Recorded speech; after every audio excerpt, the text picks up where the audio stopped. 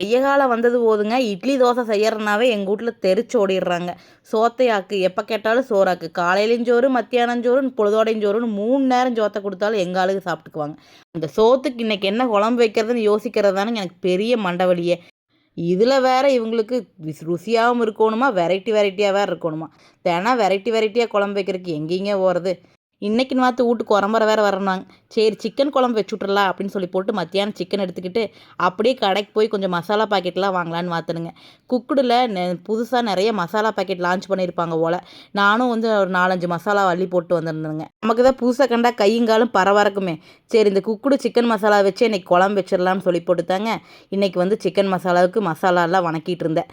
எப்போது ஆட்டி வைக்கிற குழம்பு எப்படி சின்ன வெங்காயம் தக்காளியெல்லாம் வணக்கி வைப்போமோ அதே மாதிரி தானுங்க வணக்கி அதுக்கு மசாலாவுக்கு பதிலாக மட்டும் அந்த சிக்கன் மசாலா வந்து யூஸ் பண்ணிக்கிட்டுனுங்க. அதை ஆற வச்சு அரைச்சிக்கிட்டுங்க அப்படியே சிக்கனையும் வணக்கி விட்டாச்சுங்க. சிக்கன்லேயுமே கொஞ்சம் இந்த சிக்கன் மசாலாவை ஆட் பண்ணிவிட்டு இந்த வணக்கி வச்சு அரைச்ச அந்த சாந்தையும் ஊற்றிங்க தண்ணி ஊற்றி வேக வச்சுட்டேனுங்க. இதுலேயே வந்து பார்த்திங்கன்னா உப்பு இஞ்சி பூண்டு பேஸ்ட்டெல்லாம் இருக்குதுன்னு போட்டிருந்தாங்க. அதனால் உப்பு மட்டும் கொஞ்சம் அளவாக கொஞ்சமாக வந்து போட்டுக்கிட்டேனுங்க. எல்லாம் வந்ததுக்கப்புறம் பார்க்கும்போது கலரு கண்ணை பறிக்கிற மாதிரி இருந்ததுங்க. உரம்பரைக்கு வெறும் சிக்கன் குழம்பு விட்டால் நல்லா இருக்காதுன்னு சொல்லி போட்டு கொஞ்சம் சிக்கன் பள்ளி வளையம் பண்ணியிருந்தேனுங்க. எல்லாம் செஞ்சு வச்சாச்சு. உரம்பரை வரக்கு முன்னாடி நாம் 2 வாய் டேஸ்ட் பார்த்துடலாம்னு சொல்லி போட்டு வட்டல் ஓட்டு டேஸ்ட் பார்த்தனுங்க. உண்மையாலுமே குழம்பு அல்டிமேட்டாக வந்துருந்ததுங்க இன்றைக்கி.